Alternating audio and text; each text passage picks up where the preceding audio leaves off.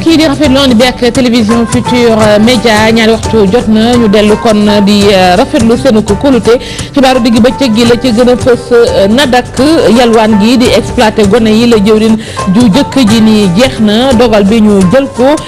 ci ndaje mu doon amal démb nag la ni la yëf yi tàmbalee dox teewut tuut tànk yi ñu ngi wéy di lambari ci mbedd yi muy jëwrin ji ñu dénk wàllug yoon muy ki yor kàdduk njiitu réew mi du kenn ku ci maîtriser droit wax jekk wedd ji tukkee ci coowal alal ju lewut ji maître El Hadj Diouf joxoñ baaraam ñaar ñu jëkk ñooñu kon ñu tudd dina ci indi leeral moom avocat bi ñi nga xamante ni ñoom ñoo di bachelier yi xëy tey ji amal toogaanum ñaxtu fële ca université Cheikh Anta Diop bu Ndakaaru ba waxtu wi ñu toll orienté wuñu leen ñu doon sàkkoo nag gis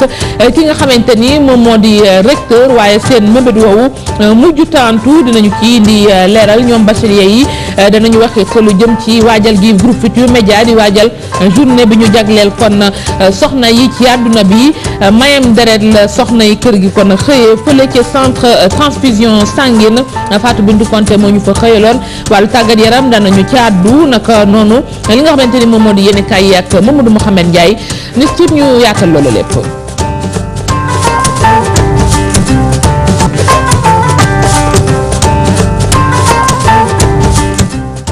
mbokk yi di rafetlu ànd bi kon ak kóolute gi xibaaru digg bëccëg gi ni ñu leen ko waxee dañuy tàmbale ak li waral coow li fan yi yëpp mu di kon mbirum taalibe yi jëwriñ ju jëkk ji ni ñu ko xamee démb fële ca primature ndaje la ci amaloon moom solo foofa nag yëkkati na ci ay kaddu ci ëllëgu ko taalibe yi la mu xamle mooy ni ko njiitu réew mi waxee day dakk li nga xamante ni kon moom moo di yalwaan gi xale yi nee na exploité bi ñu leen di exploité ci sàkku googu ñuy sàkku xam-xam kon faaw ñu dakkal ko Abdoul Mbaye xamle lu ni mel nee na nag gone gu ñu fekkati ci mbedd yi rek danañu la teg loxo yóbbu la kon ci centre d'accueil yi foofa la ñu la fas yéene orienté police dana ci ubbi ab l'enquête xool yow foo boog nu ni mel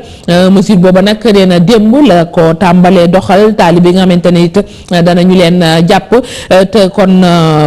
cosaanowuñu ci réew mi nee na danañu jokkoo ak yenn ambassades yi kon seeni réew ngir xool rek nu ñu leen di delloo waaye ci mbir mooma yëpp mel na ni ndem dogal bi rot na situation bi ci mbedd yi taxagu ko demee noonu ndax taalibe yi ñi ngi fay wéy di taxawaalu ak di doxal li seeni sëriñ sant ci ñoom danañu ci dellusiwaat ci xibaaru ngoon gi ci wàllu reportage avocat bi waxaat maître El Hadj Diouf joxoñ bi yoon baaraamu tuuma jëriñ di ñu dénk wàllu yoon Aminata Touré waaye it nga xamante ni moom moo yor kàdduk njiitu réew mi mu ni ñaar ñooñu kenn maîtriser wu ci droit moom li muy wax mooy ci boppam njiitu réew mi kon moom lay waxal ci ordre am kon la yëkkate ay kàddoom awa si ñaata taataan yooyee kàddu. wax ci maa ko wax bi ma ko waxee gis ngeen Abou Abel Thiam nee na loolu président waxu ko xam ngeen waxul dëgg président moom woo ni ma ñi nga xam ni daal dañoo jël loo xam ni moomuñu ko wala am nañ loo xam ne jommal la nit ñi ba ñu war leen a topp ñu delloosi ko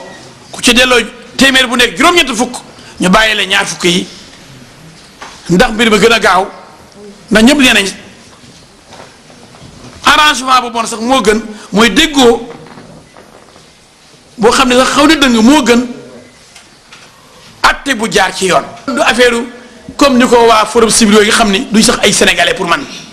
ay xel yoo xam ne la fu xam fi ko jëlee ay yoo xam ni. ñoo def ñu peinture sore wuñu nekk pour ñu leen jox ay xaalis ci suuf xam ne li ci biir yëpp bu ñu ma tax a wax bu leen ma tax a wax ONG yi bu ñu leen ma tax a wax ministre de la justice ak Abou Abel Thiam xamuñu droit taxaw naan ministre de la justice moo war a wax ci affaire yooyu waru cee wax Mimi Touré dafa juum ki ci war a wax mooy agent judiciaire de l'État bàyyi nañ lii jël lii la ñuy jël waaye benn juge benn procureur benn tribunal mënu taxaw ni état bi bàyyil 20% jël ak 80% loolu ñàkk xam droit rek tax ñuy wax loolu ñoom. Maître El Hadj Diouf ba tey jii ci wàllu droit ngir nit ñi gën a xam seen i àq ak ay yelleef waaye it sukkandiku ci àq ak yelleef yooyu ba mën a kon wàññi xeex yi kon ci Afrique waaye it jëfin yu bon yi ñuy jëf jëmale ci jigéen ñi. ONG Tostan ambassade bu Grande-Bretagne daal di koy subventionné génne na ay téere yu ndaw jagleel ko wàllu àq ak yelleef yooyu rawatina ngir tout tànk yi fii ci Afrique soxna si di Molly kon Melching jiite ONG Tostan daal na ci ay waxtaan ak Fadou Bintou Konté Yaya Diallo ca la leen tax a jóg. Ambassadeur de Grande-Bretagne moo doon fee nag di ñu dembali ak ay tere ci wolof ci sañ-sañ yi doomu aadama ak sañ-sañ yi xale yi te ak xaalis boobu mool nañu ay junni tere ay tere yu bari te tere yooyu dinañu leen may ci suñu daara foo xamante ne nit ñi dañu jàng bu baax jàng sañ-sañ yi doomu aadama jàng itam wér gi yaram ak cet gi ak itam naka la ñu mën a saytu seen mébét ak lépp loo xamante ne mën a dimbali nit ñi ci seen àdduna ngir mu gën a yomb mu gën a dem ci kanam loolu mooy nag programme mu Tostan wante ay yoon du ñu am xaalis ba ñu mën a mool suñu tere loolu moo tax lii maye bi am na solo lool ci ñun. ñii moom jàng la ñuy sàkku bachelier yi ba tey ji kon kenn orienté wu leen loolaa waral ñu xëyete ji toogaanum ñaxtu fële ca université Cheikh Anta Diop tolloon nañu ci téeméer ak lu tekk bëgg rek ku leen wutal faculté yu ñu leen dugal foofa ca daara ju kawe ja ñu bëggoon cee gisee nag ak recteur waaye loola mujjut a sotti Demba Adrien Sylla secrétaire général mouvement boobu ëmb kon bachelier yi ñu orienté wul waxtaan ci ak Assoumel Thioub. boobu ba tey ñoo ngi négocier ak ñoom yaakaar naa ni ñoom Sénégal fi ni suñu autorité dañoo tàmm képp ki nga xamante ne moo ngi négocier ak ñoom dañuy yaakaar ni kooku li muy xeex fulalu ko moo tax ñun bëgg nañ leen won que ni ñun ay intellectuel lañu saa su nekk ñun du ñu dem ak violence bu dee ñoom violence la ñuy xaar ñun du ñu ànd ak violence parce que ay intellectuel lañu ay sénégalais lañ te ñun dañoo bëgg suñu réew te dañoo bëgg a jàng Macky Sall la ñuy wax parce que on sait parce que dañoo xaru ci mbedd bi bés bu nekk temps wu campagne dañoo jël suñuy carte ñu sandil ko mu naan ñu képp ku am bagom danañ ko orienté te fu mu toll nii ñun ñoo daw ci mbedd bi ñu ñuy dóor ñu ñuy daxee ñu di xeex bañ ko fal yaakaar nañu fu mu toll ni bu ñu demee ñu xeex bañ ko fal yaakaar nañu war nañu mën a gestu parce que tey jii bu nekkee fu mu nekk ñun jeunesse Sénégal ñun ñoo ko fal. ñi it nee nañ diggee bor la ñu leen digoon bu ñu jàngee ba noppi danañu leen wutalam xëy ñoom ñu nga génnee ci école municipale bi ëmb professionnel yi yëngu ci wàllu kon wér-gu-yaram ñoom démb la ñu amal seen toogaanuk ñaxtu ñuy sàkku kon ci Khalifa Sall maire bu Ndakaaru mu wax ci ñoom ndax ku fi jiitu woon moom kon moo jëloon dogal yu ni mel waaye daal ñoom kilifa yi nee nañ fi ñu toll nii ba tey jii seeni mbir jublooguñu ci Nafissatou Sylla. ay brassard yu xonk la ñuy génnee ci école municipale des professionnels de la santé takk tey ngir ñaxtu li leen metti di li ñu leen recruté wala ci structure de santé municipale yi. Pape Diop moo ko sumoon léegi ci loolu suñu kanamu ay waajur suñu kanamu ay mbokk ñëpp loolu de notre remise de diplôme mu ne ñu dinaa leen dugal ci benn projet de volontariat ñu leen di fay ngeen am ci loolu leen di jàppandi en attendant ñu leen di embauché loolu 2010 la woon depuis boobu ba léegi yeneen ñaari promotion suñu ay rak yoo xam ne ñoo leen fekk suñu si loolu. ba léegi gisaguñu dara. li ëpp ci ñoom nag ay sage-femme lañu ak infirmier ñu ngi ñaawlu tekkaaral bi kii di Khalifa Sall daal di nekkee jamono ji donte sax ñaan nañu ko ay audience ba sonn. comme que loolu initiative bu mairie de Dakar la woon kon duñu mun dara lu dul dellu ci mairie de Dakar bi nga xamante ni moo ñu sasoon loolu te diggoon ñu ba ñuy defal suñu remise de diplôme nii boo leen amee mbir mi man mii dinaa taxaw temm pour benn projet de volontariat. pour ñu jël leen en attendant ñu leen di embauché léegi nag li ñu koy ñaan mooy góor ca kàddu ga maa waxoon waxeet nañu dimbale ngir yàlla nañ cay dël sëkk bugg duñu dundaat lu mel noonu. professionnel de la santé yi nag nanguwuñu toog te duñu liggéey li ñuy ragal nag mooy fàtte lépp li nga xamante ne jàng nañu ko. bugg duñu dara lu dul recrutement massif mooy ñun ñi nga xamante ni surtout au niveau de la mairie de Dakar ñi nga xam ne ñooy prioritaire ñun ñi génn ci école mairie de Dakar pour man tey ji balaa ñuy jël kenn ñu lañu war a njëkk a jël. te recrutement massif war nañu bàyyi kenn xaaj ak seen jël ñëpp te mi ngi jël mi ngi jël ñi muy jël nañ ci boole ngir yàlla yonent bi. gannaaw formation bu ñetti at bu ñu amal ci école municipale des professionnels de la santé dañ leen war a utal liggéey ci diiru juróomi at comme ni ko projet bi tëralee projet boobee nag ci fàttali kii di ancien maire de Dakar di Pape Diop moo ko amaloon.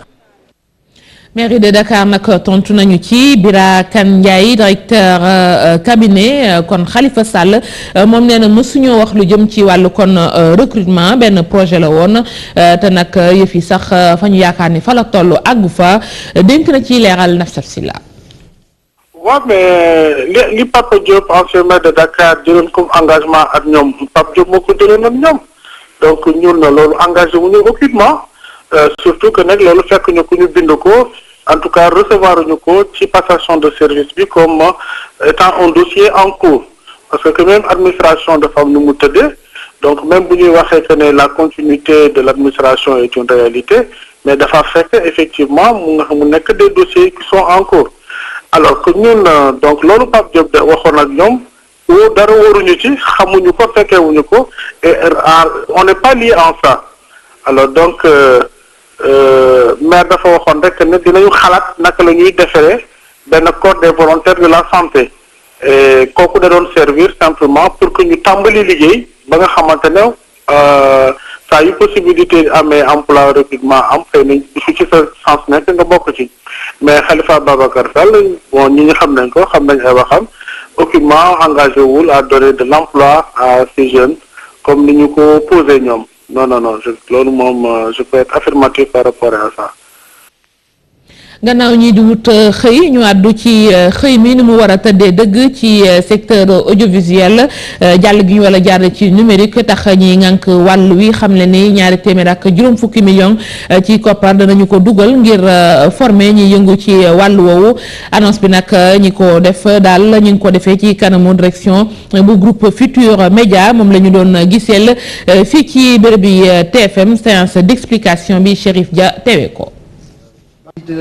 télévision Sénégal yi léegi tey coppite am ci ñu jóge ci analogique dem ci numérique comité bi ñu dénk wàll woowu daje ak kilifa yi groupe Futur Média ngir leeralal leen solo si boobu coppite am. numérique rek boo ko déggee mooy TFM dootul soxlaati fréquence benn fréquence pour émettre Ndakaaru waaye te ku demee ni TFM Walfadjri ak yeneen chaînes yi dañ leen mën a boole ci benn fréquence loolu nag day yokk ay jumtukaay. day jur itam li nga xam ne moom lañ leen jox jamono yi muy wàllu fréquence ñu koy jëfandikoo bu boobaa dañ koy delloo buñ ko delloo dinañ ko mën a jëfandikoo pour jàppale sénégalais yi ñu mën a jëfandikoo yeneen xeetu service lu demee ni moom la ñuy wax les services de 4e génération. bu antenne bi ñu xamoon nag mooy indi léegi li ngay seetaan télé leneen moo koy indi mun na jaar internet mun na jaar ci câble mun na jaar ci fibre optique mun na jaar ci lu bëri donc kooku nag moom multiplexeur bi moom day jot TFM jot RTS jot Sen TV jot RDV ñoom ñëpp nag mu yóbbandoor leen. comité bi nag dina am ay jéego yu am solo yu mu amal ci wàllu communication ngir leeralal sénégalais yi ngëneel yi nekk ci passage analogique numérique ñoom tamit dalal nañ xelu njiitu groupe Futur Média ci formation bi ñu war a former acteurs yi. xam nga nag lu waay jàngul du ko tari donc comme am na nuñ daan jëfe te ñu war a jëfe ne nu bees donc dañuy jël ñëpp tàggat leen. donc ñi xam tuuti ñu yokk seen xam-xam ñi nga xamante ne dañuy dem ci lu bees tàq ñu jàngal leen dëgg fi ñu war a jëm loolu yëpp pour leen kese mooy télé yëpp mun a ne waaw fi mu ne nii man sama xam-xam màcc na ci def télévision numérique ba pare lu Sénégal décidé fi mu ne nii pour ñu jëmandoor ñun ñëpp kanam mun naa cee bokk parce que tàggat nañ ma. ginnaaw TFM comité bi fas na yéene dem ne nekku ji yeneen kilifa yi jiite télévision yi nekk ci Sénégal ndax li des ngir ñu egg ci 2015 yàggul. Chérif Dia téere génn na ñu nga ko duppee lettre du retour au pays natal koko bind Fara Samb taskatu xibaar la ñibbisi kon Sénégal gannaaw ay waxtu ay kon diir bu mu def fële ca bitim réew moom nag nee na mbetteel la am ci kon li nga xamante ni moom moo di développement Sénégal xëy na mu ko yaakaarew daal demeewu ni téere bi nag am na lu bari daal loo xamante ni wax na ko ci mbirum kal taxawaayu jigéen kon waaye it yeneen i ponk lépp mën na ko ci biir téere boobu waxtaan na ci ak ku demee ni Mar Dia Ibrahima Camara. boo jàppee kàll bi nekk diggante séeréer ak Joola nekk diggante séeréer ak Pël waroon nañ toll ci moment boo xam ne waratuñu am lu ñuy wax ni guerru Casamance wala yenn diggante yi am suñu diggante bu ñu seetee ne réew mi dafa am ay diine yu fi nekk yoo xam ne dañ fi am tànk yu dëgër yoo xam ne bu ñu taxawoon di ci dox yu ci bari dañ ko dépassé ñu jóge ci li ñu tubaab yi jàngal bàyyi ko fi muy affaire loi yi ak règlement yi bu ñu ko doon topp normalement ba léegi yu bari fàtte nañ ko moo doon essence su téere bi parce que téere bi dañ ko wooyee mel naa bataaxal boo xam ne maa ngi dellu si sama réew bi ma dellu see sama réew li dal Césaire bi mu ñibbee réewam moo xew mooy que da ngay xoolaat réew mi ne mais réew mi lan moo ñu dal ba booba ba léegi budget baa ngi yokku mais ba léegi feeñul ci nit ñi lu xew lan moo nekk suñu problème ba léegi jigéen ñi ni ñuy sonni ñoom boo leen seetee su booba ngoon jigéen ñaa ngi liggéey seen biir ñoom seen bopp bu fekkoon jóg nañu dox ci affaire Casamance defe naa nañ ko réglé bu ñu doxee ci diggante góor ñi nañ fexe ba réglé problème yu bari yi nga xam ne fi nekk moom la ñu jàkkoonteel mais mu war a nekk livre boo xam dafa war a wone affaire lu téye intégration africaine te fekk depuis ay américains yi Garvey Padmore ñeneen ñi bind nañ ci Cheikh Anta Diop bind na ci Nkrumah bind na ci Léopold Sédar Senghor bind na ci nit ñi wax nañ ci ñu créé OUA mais ba léegi mënuñoo avancer. jigéenu Futurs Médias moom xëy dox ci lu am solo maye deret kon la ñu doon amal ñoom soxna yi yeewoo ci kër gi fële ca centre transfusion sanguine la ñu ko doon defee bëgg na askan wi yëpp jariñoo ci ngir solo si ñu xam ni deret am na ko ci ñi nga xamante ni tey jii seen wér-gu-yaram xaw na sokkee Fatou Bintou Konté Atanaar Ba. ngir sargal bés bii di journée internationale de la femme du 8 mars jigéen ñi nga xam ne ñoom ñoo nekk ci groupe Futurs Médias dañu amaloon ab don de sang fee ca centre national de transfusion sanguine la ko waral mooy bëgg a dimbali ñi nga xam ne dañ koo soxla. dañu xalaat ne pour célébrer journée du 8 mars bi ni ñu koy mën a célébrer mooy ñu ñëw ci centre de transfusion sanguine bi ànd ak suñu moroomu groupe Futurs Médias yëpp ànd ak ñi nga xamante ne tamit ñooy seetaan TFM ñii di déglu RFM ñii di lire l'Observateur ñu ànd ak ñun suñu góoru Futurs Médias yi booloo ñëw pour joxe suñu deret lu tax loolu ndax ba ñu gëstoo dañu gis ni ñi nga xamante ne ñooy njëkk soxla deret bi mooy jigéen ñi nga xamante ne ñoom ñooy accoucher te ñun ñi jigéen mënuñu toog nekk insensible face à une situation pareille. mu di jëf joo xam ne ñii di responsable groupe bi rafetlu nañ ko lool te jigéen ñi nag nee nañu duñ ci yam ndax bés buñ ko soxlawaatee rek danañu ñëw jox leen ko. lu mën lu rafet la may sa deret lu am solo la te dañoo constaté suñu réew mi accident yi bu bëri amee xamante ne tamit ñoom dañu mucc dañuy perte deret te ñëw may deret lu am solo la te yaakaar na dañu war a encourager initiative bi jigéen na Futurs Médias. journée bii nii du 8 mars ñun bëgg koo célébrer en donnant de notre sang maintenant du bëgguñu yem ci bés bi kese bëgguñu xaar benn événement spécial rek pour joxe suñu deret dañuy bëgg mu nekk suñu première sortie mais loo xamante ne dañ koy di ko renouveler ci at bi. waa centre de transfusion sanguine ci seen troupe directeur di rafetlu loolu li nga xam ne moom la jigéenu groupe Futurs Médias yi def tey jilee ndax nee na boo seetloo fii ci Sénégal sang bi ñuy collecté lépp ci jigéen ñi lay delluwaat. maye deret dafa nekk lu am njëriñ ci réew ndax non seulement loo xam da nga koy def pour dimbali sa morom ni nit la wante loo xam ni da nga koy def pour wane ni yow kat bokk nga ci communauté bi. nekk nga koo xam ni dina jël ci tempsam pour servir te booy may deret tamit da ngay lebalaate rek ndax xamuloo exactement ndax yow ci sa bopp sax doo ko soxla ji. bu ñu seetloo fii ci àddina gi ngir am couverture transfusionnelle bu jaar yoon 2% de la population war nañoo mën a nekk ñoo xam ne dañuy maye seen deret saa su nekk wante fii ci Sénégal bu ñu seetloo 0,25% rek ñoo fi nekk ay donneur mu di lim gu tuuti.